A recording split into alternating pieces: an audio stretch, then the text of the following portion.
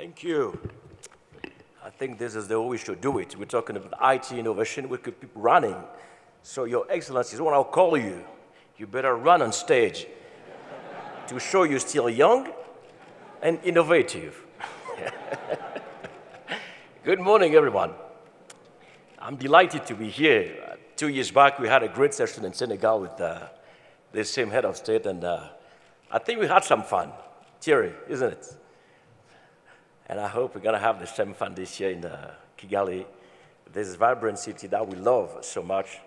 And as President Kagame, President Macky Sall mentioned it, we love to be here. We feel home in Rwanda. Thank you, President Kagame.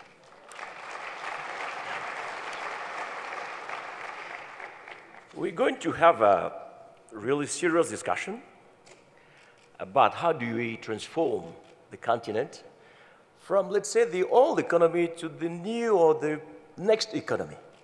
And this is crucial if you want to provide jobs to our youth and make sure we become the first continent, not the last one, because we used to be the first.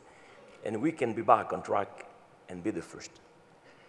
So we have a couple of challenges to address, and since yesterday we've been discussing some of those challenges and issues. And we love to hear about our head of state, how the thing should be pushing it faster and with a lot of innovation.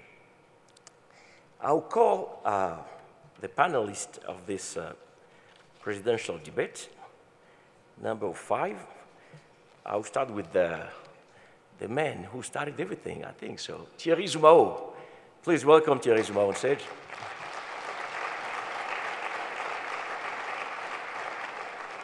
Thank you. I will call Minister Kubai Ngubane of Science and Technology, South Africa.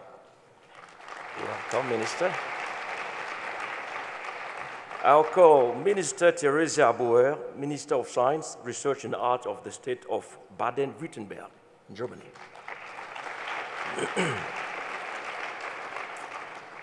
And last but not least, our twin brothers, President Macky Sall and President Kagame, the brothers of innovation and science. Please come on stage.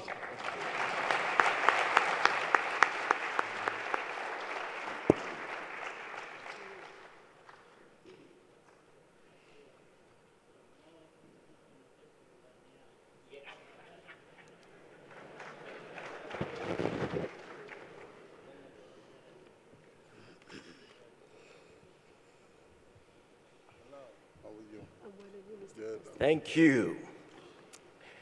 So, here we are. Monsieur le Président Macky Sall, vous êtes l'hôte de ce sommet que vous aviez abrité il y a 2 ans. Et si vous vous souvenez, lors de cette session, vous deviez faire un selfie avec le président Kagame sur scène. Mais vous n'aviez pas votre téléphone. Est-ce que vous avez votre téléphone cette année, Monsieur le Président? Il est là. Il n'est pas loin. Monsieur le Président, nous vous avons écouté avec beaucoup d'intérêt et vous indiquiez justement toutes les réformes, tout ce que vous mettiez en place pour transformer le Sénégal et aller vers cette économie du savoir. J'ai regardé un peu le PIB, la structure du PIB du Sénégal, et j'ai constaté qu'à peu près 5% du PIB provenait de tout ce qui est télécommunications, système d'information, ce qui est déjà très encourageant. Et vous mettez en place cette cité du savoir qui va être normalement marquer une évolution majeure dans la vie du Sénégal. Absolument.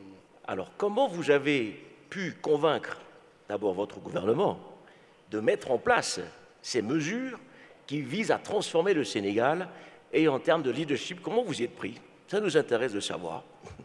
Je vous remercie. D'abord, il faut dire que dans le cadre de la vision dite Plan Sénégal émergent que j'ai lancé en 2014, j'ai essayé, sur la base d'un diagnostic assez approfondi de l'économie sénégalaise et de la société sénégalaise, lancer une perspective sur un horizon de 20 ans qui va donc transcender ma présence à la tête de l'État.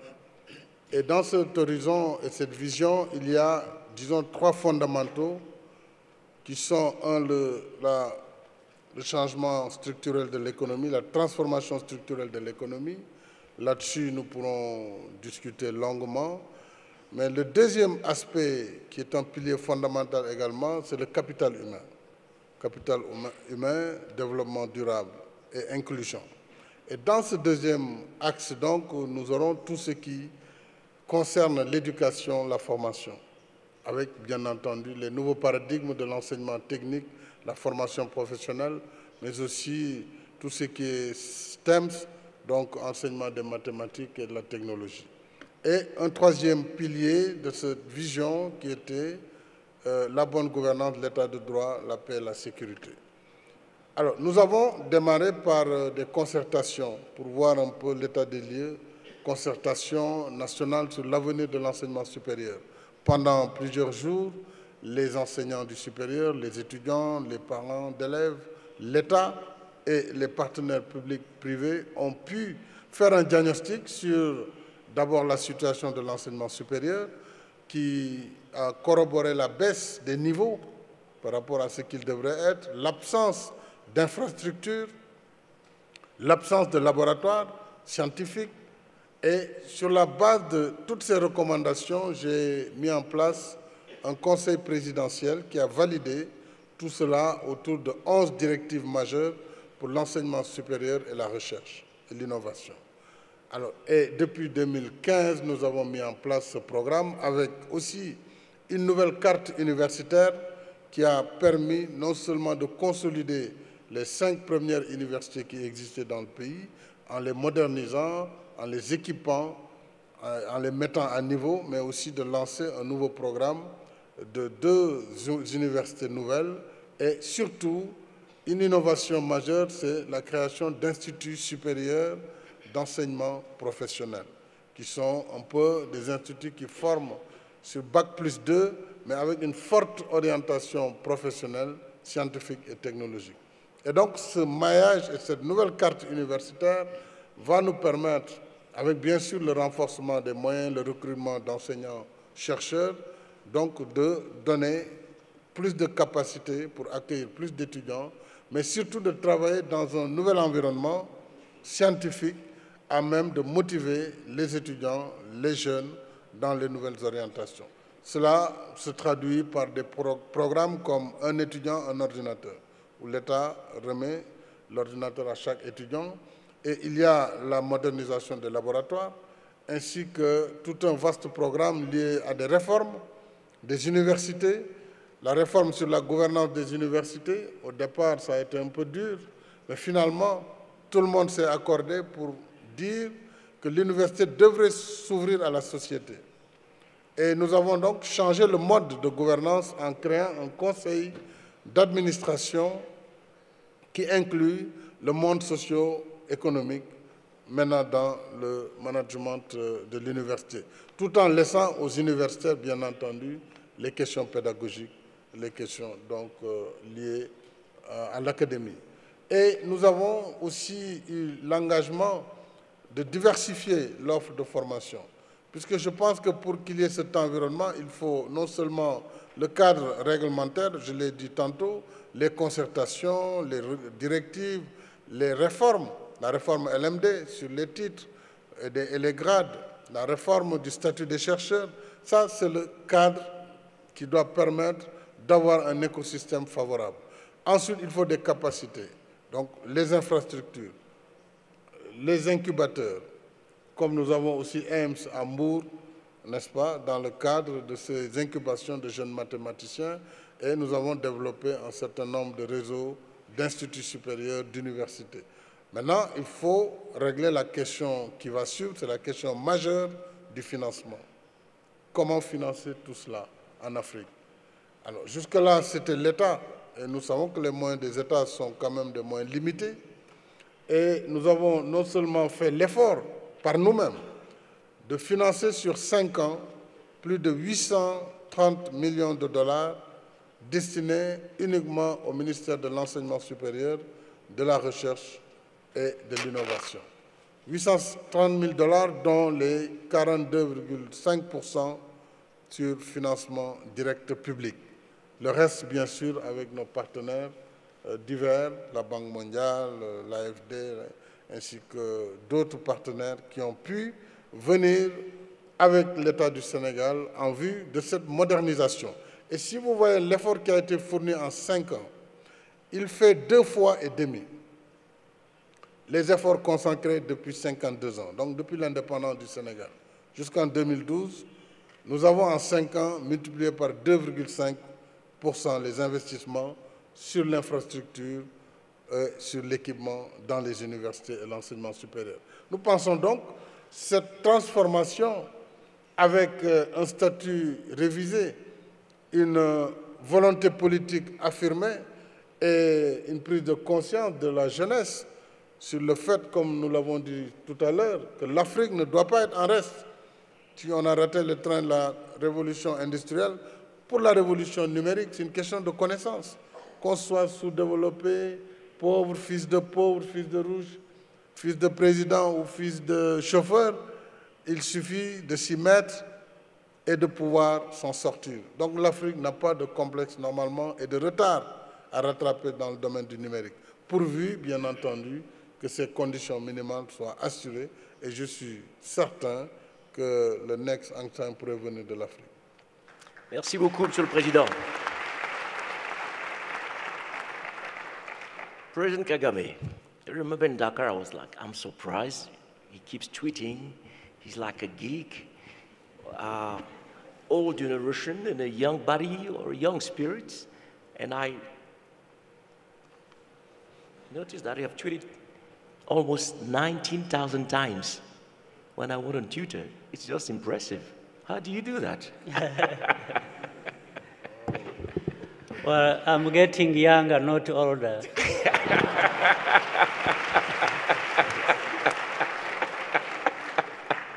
That's what I assumed. It's just amazing when you come into this country. In 20 years, you managed to make the turnaround from 4 billion GDP in 2008 to almost 10 billion next year. It's just amazing. ICT, investment coming in, Zipline, visited VisLab. I mean, it means you've achieved a lot in 20 years. Can you explain a little bit what we call le miracle rwandais? Even though I don't like that much, but let's put it this way, le miracle rwandais. How can you explain that to us, Mr. President? Well, let me start by saying that you give me a bit of time. First, I say that scientists here in the room will agree with me that science is a very serious business. But for serious business, you need light moments as well. So that's why when the moderator instructed us to come running up the stage to prove that we are still young and innovative, I preferred to tell him that it has more to do with innovation than age. And that here in Rwanda, young age is very important to begin with, but things get better here with the age, just like wine. So, but on a serious note, let me say, first of all, I really wanted to highlight the fact that here in Kigali, in 1 week, we have had 2 very important things. One was what President Macky Sall mentioned, for which he and other heads of state of Africa were here. That is the Continental Free Trade Area. The second, in the same week, for which President Macky Sall, we have the pleasure of receiving him today. He's here for this conference, the next Einstein Forum, which speaks therefore to science, engineering, and mathematics that are very central to getting all other things right in the development of our continent. So I think these two events have been extremely important, and again, I wish to thank President Macky Sall, a friend and a brother, as he said, very true, for taking the time to be back here with us. And of course, there has a history. We started the NEF in Dakar, and I was there. I had to join the president on his invitation. So he's accompanying it, he's accompanying us, even on this one, and we will have the two of us again accompany all of us to the next stage, which, by the way, I want to gladly say next NEF will be in Kenya. Kenya has agreed to host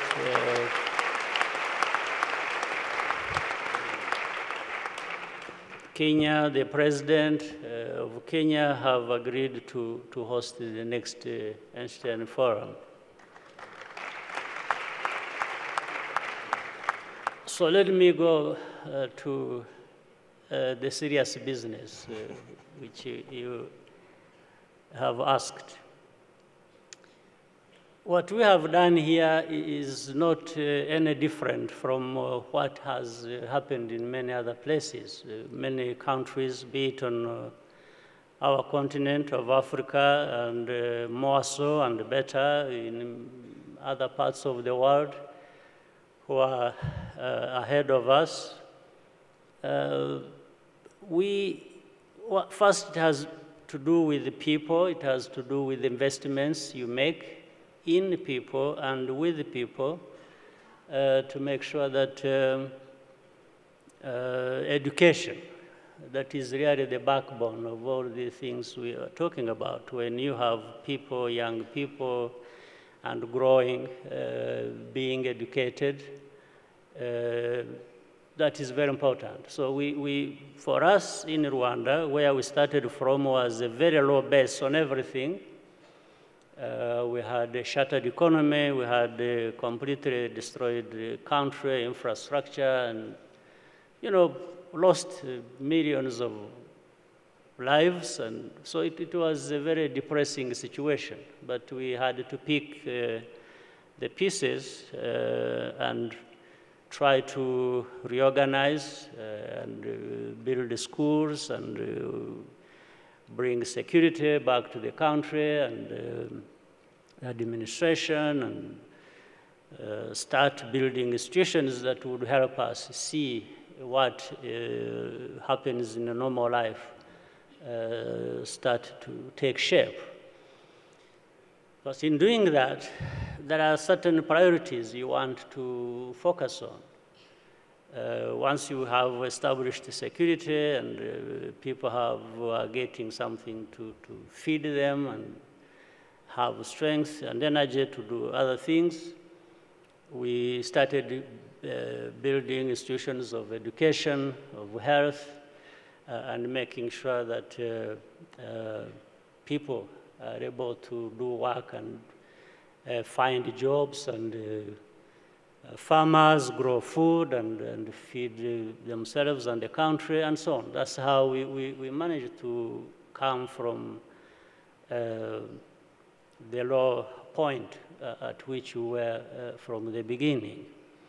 So with education, therefore, we said education is important in as far as it benefits everyone in the country. So we start from the young people and say, well, from primary school education is every young person, a child of our country getting an education. That one we had to start building the capacities to enable that to happen. Is everyone getting health? and care around that. We started building that. But education per se is good, but you need now to start not only building access for everyone, but also the quality of it is very important. And you start training people to make sure that they fit in the job market. But of course, what we are seeing even today, as we may notice across the continent, we probably have some kind of imbalance.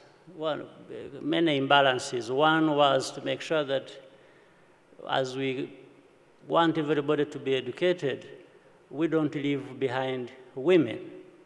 That is very key, because our women here in Rwanda or elsewhere have been left behind in many instances. So we had to make sure that we don't leave them behind.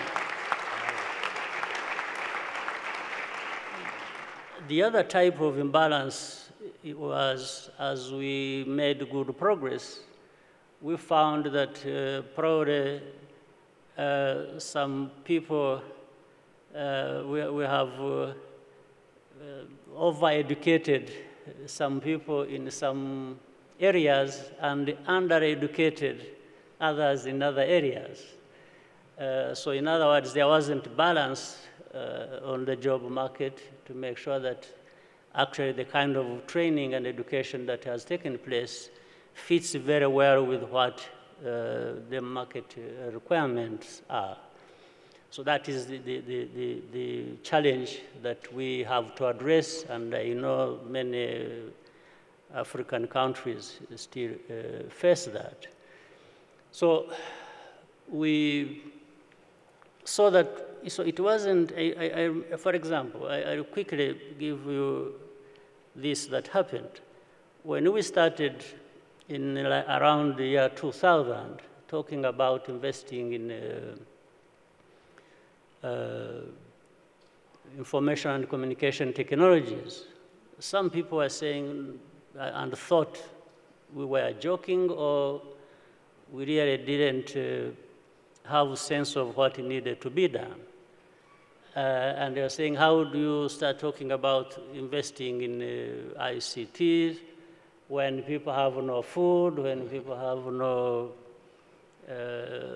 general education or hospitals and so on and so forth? And the answer to that for us was, one, Rwanda at that time did not have the luxury of being able to choose priorities and go, everything was a priority. Second, we are saying we are not being made to choose. It's not either or. We are saying ICT actually relates to every priority we are thinking about. ICT relates to education, which is very important, which was a priority. It relates to health. It relates to, you know, the jobs people are doing wherever they are doing that. So we are saying we are not prioritizing ICT and leaving others behind.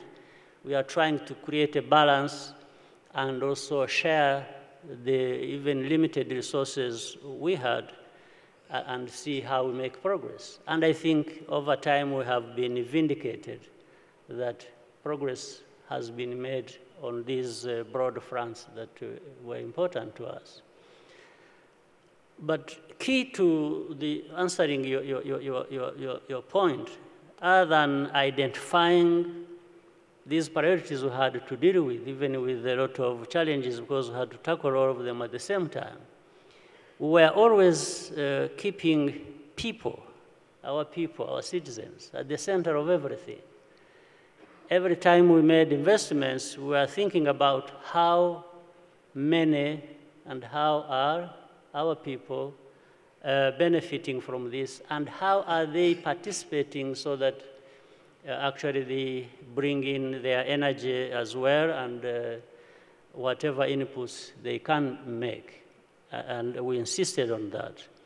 And we found that progress was being made, and one success here was contributing to another success somewhere else, and we kept going. So,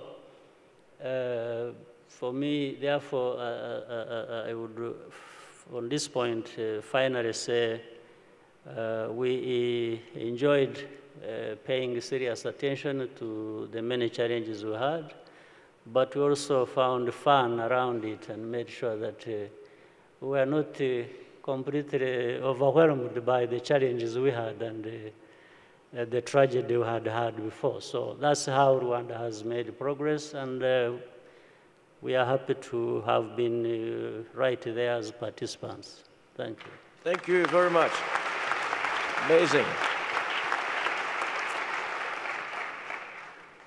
Minister Kagame, South Africa. There has been a couple of challenges in South Africa. You know, we know it's a kind of big economy, knowledge-based economy.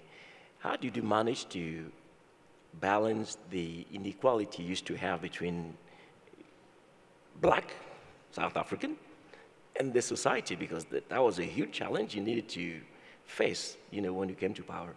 How did you build a more balanced society in terms of allowing the whole population to benefit from the right education, access to technology, to innovation in South Africa? No, thank you very much. I think from our side, though we still have inequality, I think it's one of the challenges that we're still dealing with. But for us, more importantly, how we've managed to move in terms of where we were previously post our democracy and to now. Firstly, I would say it's leadership. If you look from President Mandela, the establishment of Department of Science and Technology, that's the first thing that was done. But equally, putting together strong institutions. We today have your CSIR, your National Research Foundation, because those help us to achieve our objectives in terms of science and technology. The other issue that we had to look at, to try and make sure that we have more and more people feeling comfortable, but also having access to the field that previously they did not have. It's around issues of funding, making sure through our institutions such as CSIR, NRF, and many others, allow young students who want to do their PhDs, who want to do their masters, to be able to receive funding, that we are able to support them. But the collaboration between our government together with our universities, it's one of our strengths, because a lot of research today is done even at university level. So the work is carried by our universities. So that collaboration, the partnership, equally again, the partnership between private sector, the public and our institution is important, because we're doing that to assist, because you'll find gaps where you sometimes can have a private institution having the resources. You have academics who can do the research but do not have the money, and you have the government with the policy and the will to change things. So the partnership, bringing the three together, it helps us to be where we are today. I mean, part of what we have done to encourage the partnership was introduce tax incentive for private companies who are doing research and development. That has improved in terms of making sure that we do see what we want to see. Again, looking at our past, we had to recognize most of the women in our country were not within the field. So centers of excellence were established and mainly focused in trying to recruit women. We introduced even some of the issues that we shared yesterday with the team when we looked at the leadership, women in science. And we said part of what we do, we host events in October, in September, sorry, no, in the August month, Women's Month, where we showcase. For example, we buy space as government in newspapers, in media, to showcase women who are excelling in science. As part of one, closing the gap because of where we come from, the previous discrimination of women and not being allowed to be in the field. Two, to encourage those who are coming, the younger generation, to say there are opportunities in the science. Those who are looking up to women, to see that women are breaking the ground into science. And we also, as part of that, we do awards. So in the awards, we fund them, we give them awards, we give them money to be able to incorporate into their research work. So it's a whole lot of package that we have to do to be able to close the gap. Obviously, there's still more that we want to do, but most of even the partnership that we've done, we're doing very well in terms of international partnership. One of the things that we have done, we've looked at our advantage as South Africa to say, what is it that we have advantage on? We didn't go and look for everything in investment. We said, what are the areas that we specialize on or we have advantage on? That's why we could make partnership even around the issue of SKA, because we have advantage of the area in our Northern Cape. So even around fuel cells, that's what we're looking at. So it's most of how you position yourself, but it has to be a package that is complete. Leadership, policy, funding, and partnership. Wonderful. Leadership, policy, partnership. Minister Board, Germany, when you see a German product, we're like, wow, this must be a good product, you know. And I think you make good products. Thank you very much for the opportunity to participate in this really interesting, impressive panel. I've prepared a long list of 20 points, but you gave me the task to mention only 3 of them. It's complicated. So I tried to point out 3 aspects, and they are not so different to the remarks of you about the German, if it's the German model, the German way to success for a knowledge-based society. Perhaps the first point to mention is we need to prioritize education and science, and we have to do this for a long period of time. This is not an issue of 1 or 2 or 3 years, it's an issue of decades, because good teachers need time to grow, such as a tree that needs time to grow. The same is true for education and science. So the priority on education and to define what's more important than another important point in our policy agenda needs a clear decision over a long period of time to create a solid basis for science. And that's also education, because we need a certain number of young people with a high quality of education.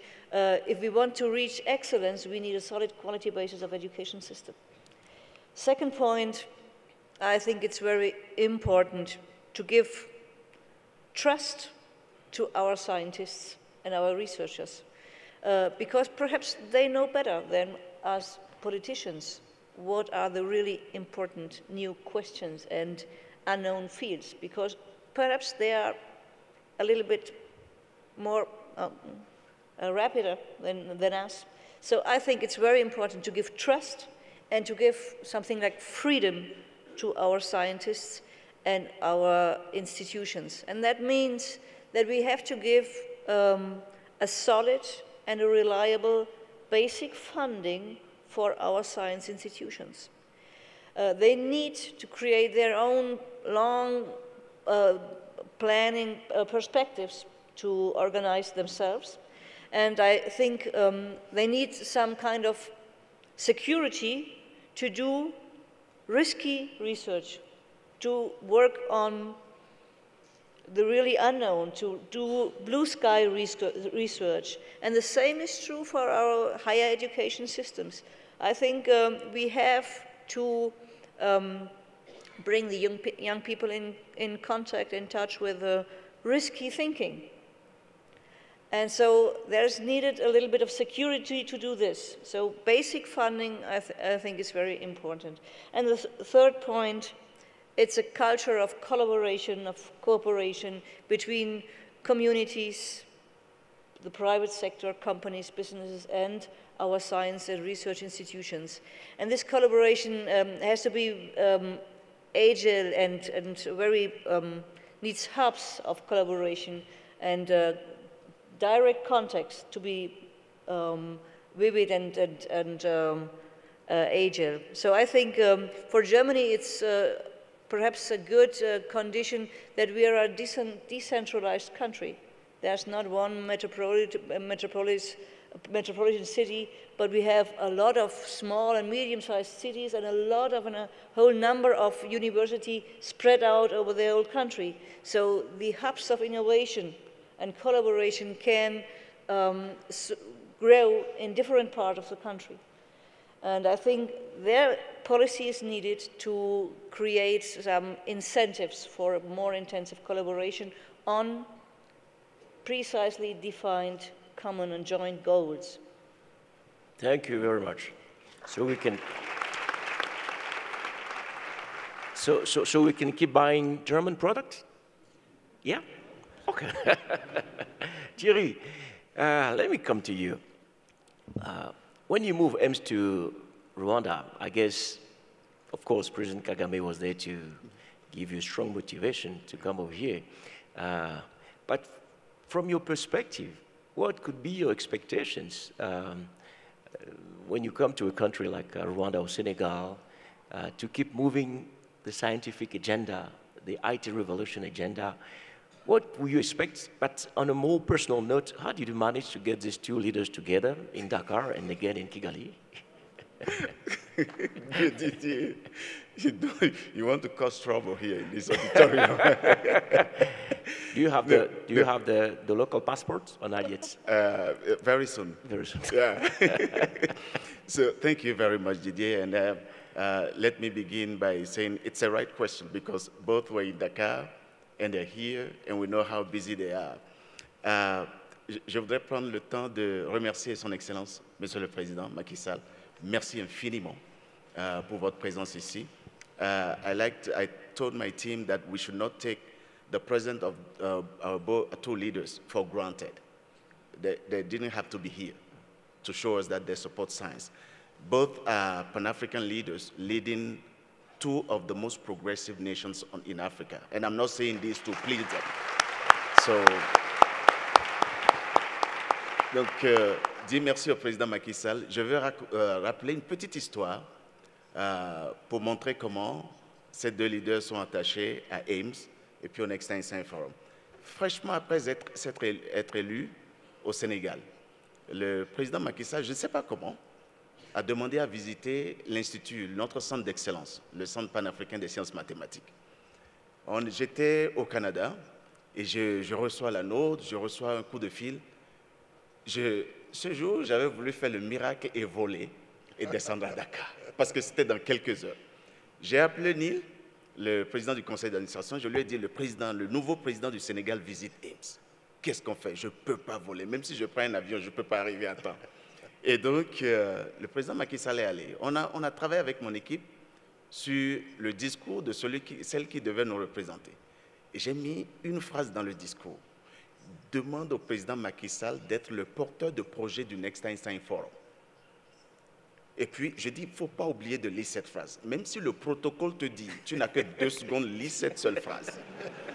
Et puis, le président Macky Sall est allé. Et devant les médias, à Mbou, notre collègue lui dit, Monsieur le Président, nous avons le projet de Next Einstein Forum, est-ce que tu accepterais d'être le porteur de projet? Le président Macky Sall a pris la parole. Il dit, oui, je suis le porteur de projet.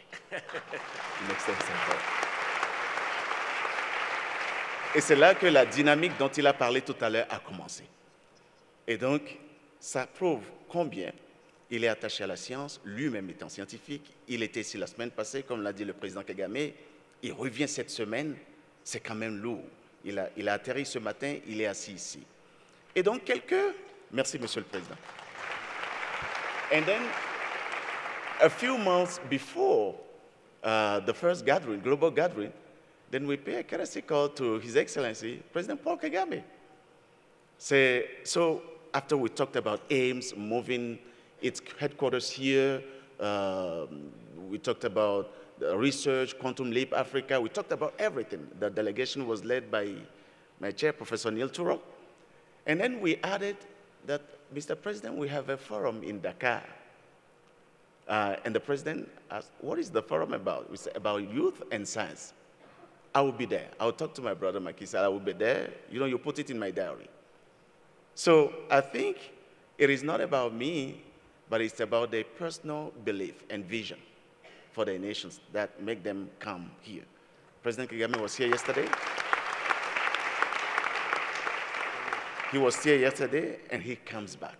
For a head of state, I think it's too much. So thank you very much. Then my expectations, I have many. I don't think you'd want to know my expectations. Not all of them.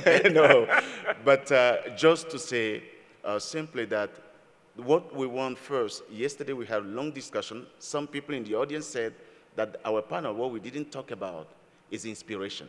That most of the great scientists became scientists because one day they got inspired. And I think today we are showing this in action to our young laureate, that for both presidents to be here, it's a source of inspiration, that they should continue to do the research they're doing. Both presidents talked about the policies they are putting in place, the regulatory framework, to create conducive ecosystem for science to flourish. And they're working to position Africa, bringing Africa to the cutting edge of science. There will be no shortcut.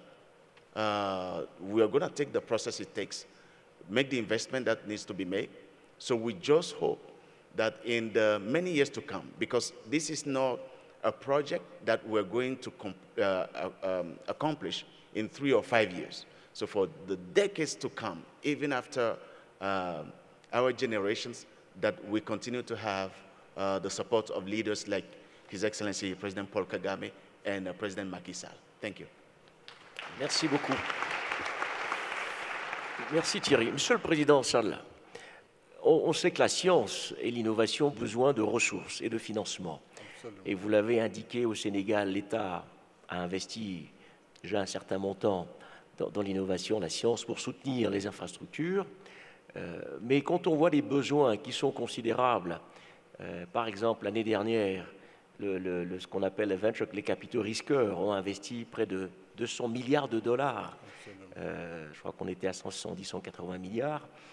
Et nous sommes dans des proportions beaucoup plus faibles dans nos pays, alors que le besoin est important pour soutenir les jeunes innovateurs.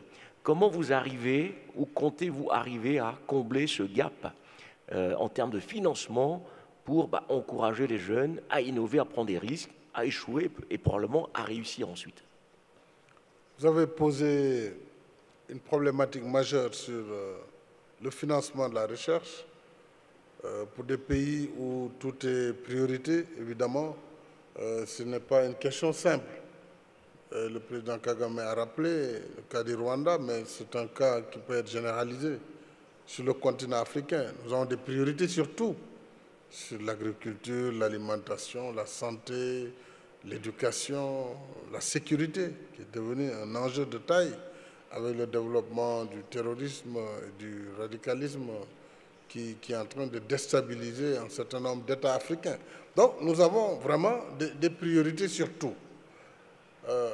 Toutefois, avec la perspective du partenariat public-privé, je le disais tantôt, il faut que l'État assure le minimum, c'est-à-dire les bases minimales, c'est la construction de l'environnement et l'attractivité. C'est aussi les réformes nécessaires qu'il faudrait faire. Et là-dessus, je voudrais faire un appel aux scientifiques, aux chercheurs, surtout au personnel enseignant, d'accepter ces réformes, puisque sans ces réformes, nous ne pourrons pas attirer les capitaux qui investissent dans la recherche et dans l'innovation. Donc il faut, d'une part, que l'État crée les conditions minimales, qu'il crée l'incitation et la vocation au niveau des jeunes, et que le monde de l'entreprise puisse avoir intérêt à interagir avec le monde de la recherche. Puisque la recherche crée les modèles et l'entreprise peut les exploiter disons en grandeur nature. Il y a donc un intérêt dans cette interaction et l'entreprise peut financer ou participer de façon assez consistante au financement de la recherche et de l'innovation. Donc il s'agira concrètement d'un partenariat public-privé et de ce point de vue, il y a également des fondations comme celle qui accompagne aujourd'hui le NEF. Il faut saluer aussi la philanthropie de certaines fondations qui peuvent accompagner l'action n'est-ce pas, des centres de recherche, des universités, mais il faut que les États africains eux-mêmes croient en la science. Puisqu'aujourd'hui, ce qui fait la différence d'ailleurs entre les nations, c'est la science, au fond. Quand vous prenez un pays comme le Japon, qui n'a aucune ressource naturelle, aucune, quasiment, et dont les 2 tiers du territoire sont sur des collines, des montagnes, mais par l'innovation, par la recherche, le Japon s'est imposé aujourd'hui par sa technologie, sa production, en tout genre. La Corée du Sud est en train d'arriver. Je ne parlerai pas de l'arme atomique, mais disons, l'atome a permis à certaines puissances aujourd'hui de dominer le monde.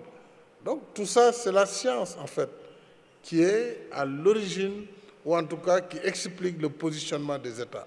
Donc l'Afrique ne peut pas, de ce point de vue, être absente sur non seulement, je l'ai dit, le rattrapage, mais en matière de science, en matière d'innovation, en matière de numérique, je pense que nous pouvons être au même pied d'égalité. D'ailleurs, l'Inde a montré le chemin. Je pense qu'à Bangalore, et tout ce que les jeunes Indiens ont pu faire, tout ce qu'aujourd'hui les Chinois ont pu faire pour se mettre non seulement à niveau, mais même dépasser les anciennes puissances européennes en matière d'innovation, doit servir à l'Afrique sur une durée d'une génération, de 2 générations, avec une population très jeune et très smart, de pouvoir être la future frontière de l'innovation de par le monde. Et en ce moment, c'est tous ceux qui ont les ressources financières qui viendront puiser dans ce vivier où vous trouverez des milliers de PhD par an qui se forment à travers les universités et les instituts de recherche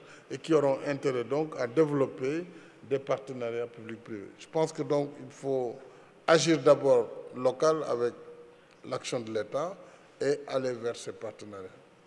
Merci beaucoup, Monsieur le Président. President Kagame, we've been seeing in Rwanda, you've been attracting talent, higher education research centers like AIMS, investors, venture capital, companies like Zipline that I've mentioned. What kind of incentives do you put in place or are you intending to put in place to attract more of these institutions, investors, and skills? Because, of course, when you talk about science, skills are everywhere, and we need to attract also the best of them into the continent. So what kind of measures and incentives are you putting in place? We do 2 things. One is to invest ourselves. As a country, we invest in education, and heavily. It's about 15% of our national budget goes to 17 goes to education. In fact, the biggest part is taken by health and education, and then agriculture, infrastructure, and other things. So we invest, make sure that we have actually done some of the things we can do ourselves or together with other partners, and as some of them, President Macky Sall mentioned, foundations, countries, different, they have been very helpful in investing with us in education. Second, part of that education, we also look at and encourage and incentivize science, mathematics. We encourage our young people to go into that by availing what they can use as tools for their own development and learning from that, as well as other incentives in terms of what they have access to for their development. The second side of it is we have encouraged a kind of ecosystem where indeed, again, from the private-public partnership, we also bring in the academic institutions. It's the academic institutions, the private sector, the government. We try to make sure that we bring together this collaboration that is required, where young people are, first of all, are invested in, then they also do what they feel they would like to do, and if they have ideas, then we can find ways those ideas can be facilitated to develop going forward. So it's education, it's academic institutions, it's private sector bringing in their resources, it's also government partnering with the private sector to be able to do that. So it's a question of remaining focused and making sure that you put in these incentives back here at home, as well as making sure that this is attractive to the outsiders as well, to partner with the country or to invest in the country. And through, in fact, as I said, maybe to some people earlier, we have also, in a sense, I think, been lucky. We have found that as we started from scratch, invested in young people. They have gone across the world to study. We have many of them going to our friendly country, South Africa. We had others going to India, they went to Europe, they went to United States. A bigger number of them, in fact, around 80–85% of them come back when they have finished studying in different fields. Those are the ones we have here, both in the private and the public sectors of our nation. Young people, others in the private sector, very innovative, but of course still modest. We are not where we want to be yet, not even half of where we want to be, but the trajectory is a pleasant one, and we are moving forward. So we make sure that we have put a conducive environment on the investment side. You have seen probably that in the rankings of doing business, Rwanda ranks modestly high because of the conditions we have created here, so that people can bring in their money, they can repatriate their profits, but also encouraged making sure that what they do here has impact in the country. It's not just coming and doing business and taking everything, including the business, away after it has made you good profits, but rather making sure that the country benefits from that, but also the country benefits any investor who brings in their money. So we have found this collaboration very helpful, and also the secure environment, the predictability we have created has brought us some success. Thank you very much, President Kagame. Monsieur Macky Sall, Président Macky Sall, juste pour les raisons d'organisation, je vois qu'il reste 2 minutes sur l'écran et 10 minutes à ma montre. De combien de temps disposons-nous encore? Is it 10 minutes, 20 minutes, or 30 minutes? 10 minutes. 10 minutes? 10 minutes. Maybe if the President asks for 20 minutes, they can accept. Your Excellencies, 10, 20? How do you maneuver? Monsieur le Président Macky Sall, la question de la manière d'enseigner, extrêmement importante. On en a parlé hier. Le système éducatif, avant, c'était le professeur enseigne à l'élève, et l'élève n'a pas grand-chose à dire, en réalité, dans l'ancien système. Aujourd'hui, c'est un système plus participatif, où les deux s'apprennent les uns des autres avec ce qu'on appelle les soft skills, capacités à innover, à communiquer, qui sont extrêmement importants dans le monde aujourd'hui. Justement, dans les réformes que vous avez engagées au Sénégal, comment assurez-vous que cette dimension est prise en compte? La manière dont on enseigne aujourd'hui à nos enfants et la manière dont on enseigne la science. Alors, vous savez, les présidents doivent répondre à toutes les questions, même à celles pour lesquelles ils n'ont aucune réponse. Enfin, mais je vais essayer quand même de dire un mot. Nous avons voulu changer de paradigme en matière d'enseignement, formation, puisque nous sommes héritiers d'un système de formation, il faut le dire, hérité de la France, qui avait plutôt une tendance à développer l'élitisme, enseignement théorique, élitiste, formé de hauts cadres, brillants certes, mais qui n'avaient pas de grandes capacités professionnelles. Et c'est ainsi que nos universités, au fil du temps, sont devenues des fabriques de docteurs, de toutes sortes de cadres issus des facultés, mais qui avaient un sérieux problème d'insertion. Parce que la formation, justement, n'était pas en adéquation avec ce que le marché de l'emploi pouvait offrir. Nous avons, dans un premier temps, essayé de professionnaliser les universités.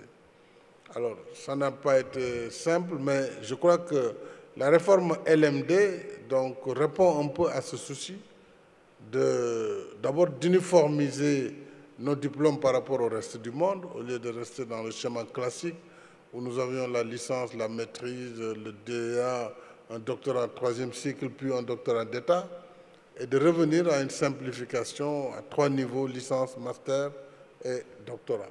Ça, c'est le premier niveau. Le second, c'était d'avoir aussi des écoles supérieures ou des instituts supérieurs au sein des universités. Moi-même, je suis un produit d'un institut de formation d'ingénieurs géologues au sein de l'université. Et c'est dire que c'est une disons, tendance qui a été entamée au Sénégal depuis au moins une trentaine d'années, voire plus, la professionnalisation, les écoles supérieures professionnelles. Et nous avons aussi pensé qu'il fallait commencer plus tôt cette orientation professionnelle, parce que tout le monde ne peut pas sortir comme médecin, comme ingénieur, comme avocat. Il faut aussi former les techniciens. Et il faut former ceux qui doivent faire l'électricité pour fixer l'ampoule, maîtriser les réseaux, faire l'assainissement. Alors donc, on a, à partir de ce moment, défini dans l'enseignement technique et la formation professionnelle, grâce d'ailleurs à une coopération avec l'Allemagne, je salue la ministre allemande, et avec la Suisse, on est en train de définir un nouveau paradigme en matière de formation professionnelle où nous mettons une formation duale, où l'étudiant ou l'apprenant a une partie de son temps à l'école et une partie dans l'entreprise. Et grâce à la contribution forfaitaire à la charge de l'entreprise, donc le montant payé par les entrepreneurs ou les entreprises, sur chaque salaire qu'ils ont, ce montant, nous l'avons intégralement versé à la formation professionnelle. Ce qui fait que chaque année, depuis 2018, nous pourrons mettre au moins 40 millions de dollars rien que sur la formation professionnelle des jeunes apprentis, des jeunes entre le brevet et le baccalauréat, indépendamment de l'enseignement supérieur. L'environnement scientifique nouveau et informatique nouveau aussi fait qu'aujourd'hui, la pédagogie a été adaptée à l'environnement numérique. Donc, il est de bon ton que les cours qui se donnaient auparavant par disons, des rétroprojecteurs pendant qu'on était des étudiants ou même au tableau, mais devant des amphithéâtres de 2000, 3000 personnes, on ne peut pas voir l'écriture au tableau. Donc, il faut de nouveaux moyens de projection, il faut un nouveau système où l'enseignant doit lui-même s'adapter, sinon il sera dépassé par ses étudiants. Parce que les étudiants déjà très jeunes sont dans cet environnement. Donc, il y a nécessité, et pour l'État et pour les universités, et pour les enseignants eux-mêmes, que chacun se remette en cause et s'adapte à cet écosystème numérique qui permet aujourd'hui une vraie interaction, en effet, entre l'apprenant et celui qui lui donne, n'est-ce pas, le cours. Ça, c'est ce que je peux dire sous le risque de mon ministre de l'Enseignement supérieur, qui est un chercheur et qui pourrait bien peut-être donner de plus amples informations, mais voilà un peu ce que je pourrais dire en guise de réponse à votre question. Merci, Monsieur le Président. President Kagame, last week in Kigali, you signed the African Continental Free Trade Agreement. Do you intend to do such thing for science, for researchers in the continent, so you can encourage mobility of scientists in the continent, innovation? Is there an initiative on the continental level that you plan to launch this year as a head of the AU? Yeah, already at the AU Commission, there is a whole commission responsible for science and technology.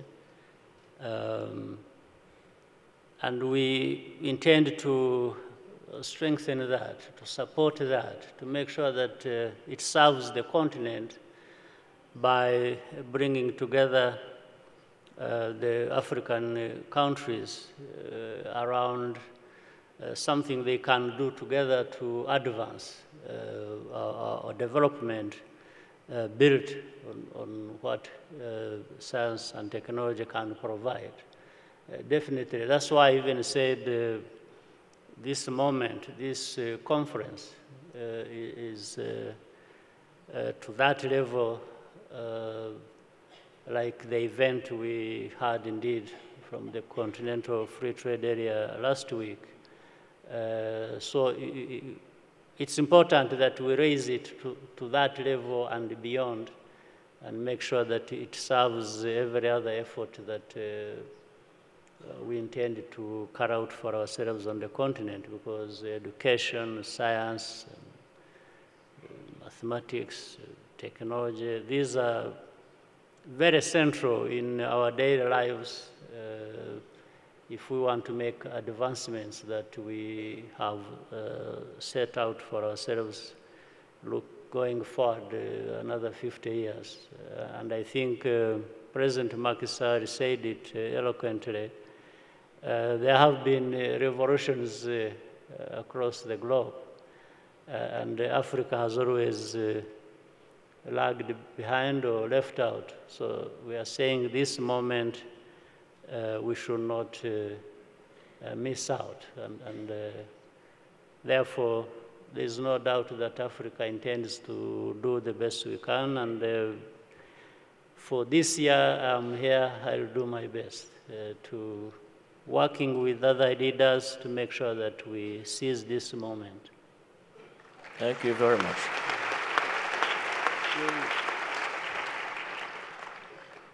Yes, Monsieur Macky Sall.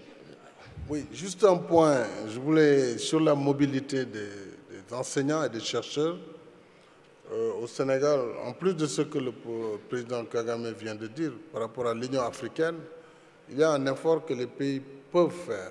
Et nous avons fait ce pas au Sénégal en changeant la loi qui faisait obligation pour l'enseignant du supérieur d'être de nationalité sénégalaise. Nous avons enlevé cette disposition. C'est-à-dire qu'aujourd'hui, l'enseignant, qu'il vienne d'Afrique ou d'ailleurs, mais principalement, c'est ouvert à tous les Africains et les postes sont ouverts. Ce n'est plus des postes réservés uniquement aux nationaux. Je pense que cela peut faciliter la mobilité entre chercheurs et enseignants africains, mais au-delà de l'Afrique, il faut être ouvert au monde, puisque finalement, il y a pas, la science n'a pas de frontières. On ne doit pas simplement réserver les postes d'enseignement et de recherche aux seuls nationaux. Je crois que dans l'esprit de la zone de libre-échange, voilà une application dans le domaine de l'enseignement supérieur et de la recherche. Merci beaucoup, Monsieur le Président. Je crois que nous arrivons au terme de notre discussion, si je ne me trompe. Oui. Avant de faire les closing remarks, j'ai une question. Comme Monsieur le Président Macky Sall disait, le Président répond à toutes les questions, même s'il ne sait pas quelles sont ces questions. À tous les deux. Si vous aviez été, allez, on va dire le Mark Zuckerberg, celui qui a créé Facebook. Monsieur Macky Sall, si vous aviez été Mark Zuckerberg aujourd'hui, vous aviez 20 ans, qu'est-ce que vous auriez aimé créer comme application? Ça laisse le temps au président Kagame de réfléchir. Une fois de plus, ça tombe sur vous. Quelle est l'application que vous auriez aimé inventer? Dire, ça m'aurait plu. J'aurais certainement essayé de créer une application qui nous permettrait de voler, comme l'a dit notre ami, depuis le Canada. Au-delà des avions, d'avoir individuellement la capacité d'une mobilité sans limite dans l'espace et dans le temps.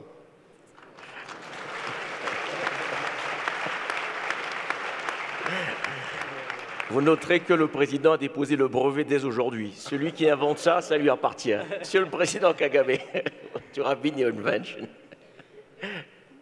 Yeah, let me simplify your question for the sake of finding an answer.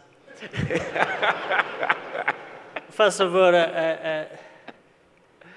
it happens that I'm where I am, and it made me think that maybe indeed I shouldn't be a Zuckerberg, but I should be one who can enable others to become Zuckerberg.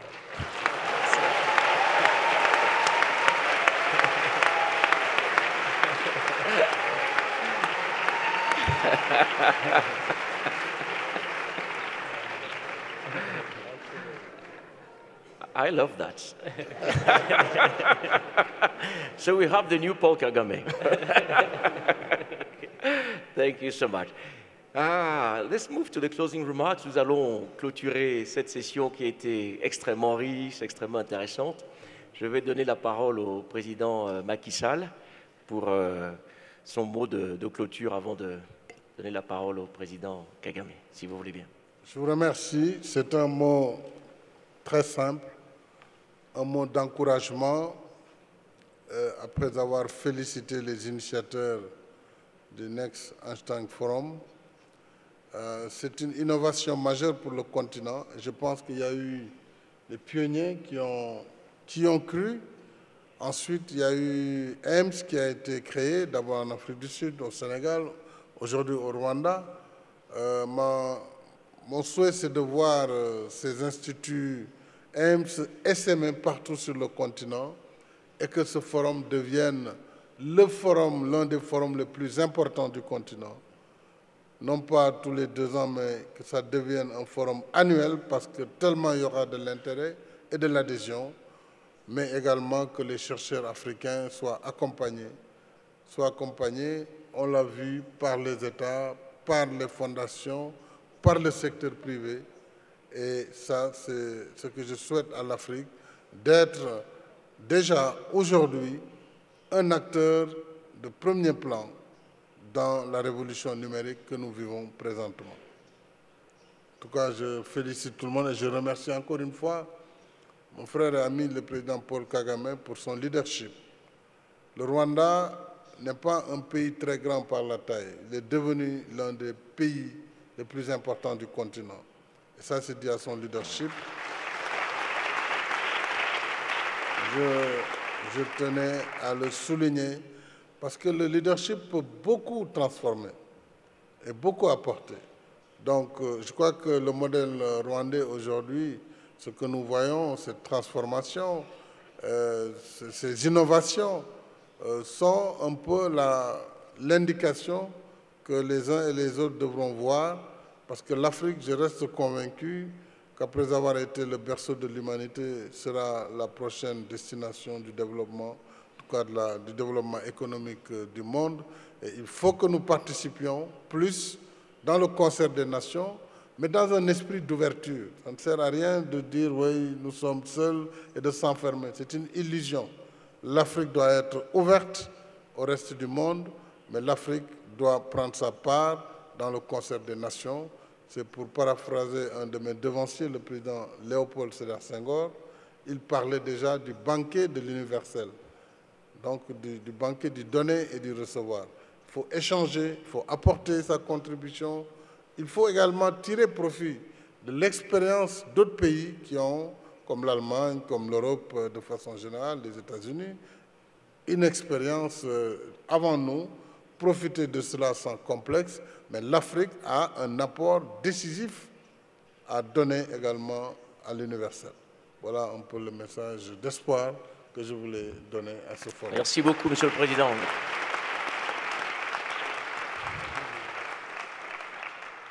President Kagame, your closing remarks. Yes. Well, I start by thanking President Macky Sall. I think your presence here, Macky Sall, is important to me personally. It is important to these scientists and other important people here in the room. So thank you very much. Again, I want to thank Professor Turok and Dr. Zamahun, and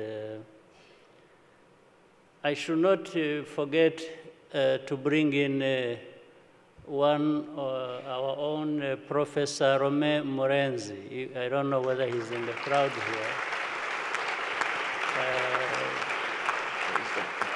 And I particularly mention him also because he's the one who brought me into this.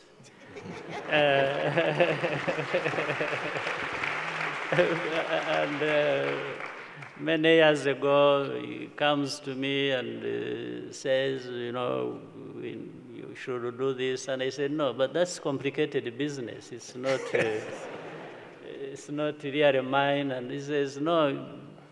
So he encouraged me, he brought me in, and that's how I became associated with AIMS and other efforts to promote science and technology. So I just wanted to thank the three leaders in their own fields and in this education and science and mathematics and other things. So I wanted to say that.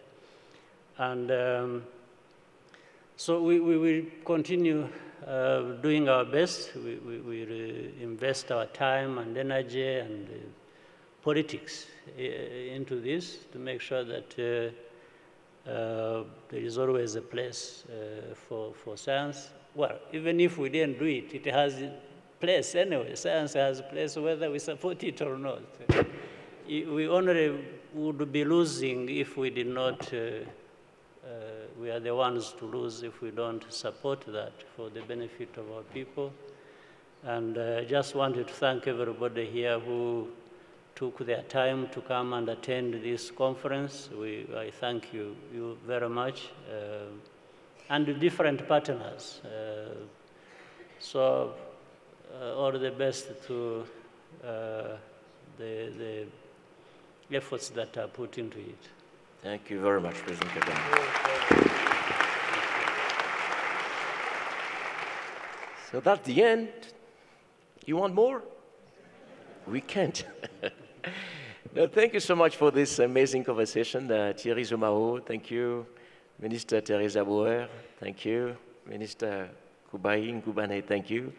And Your Excellencies, thank you very much for your time. Thank you. Thank you.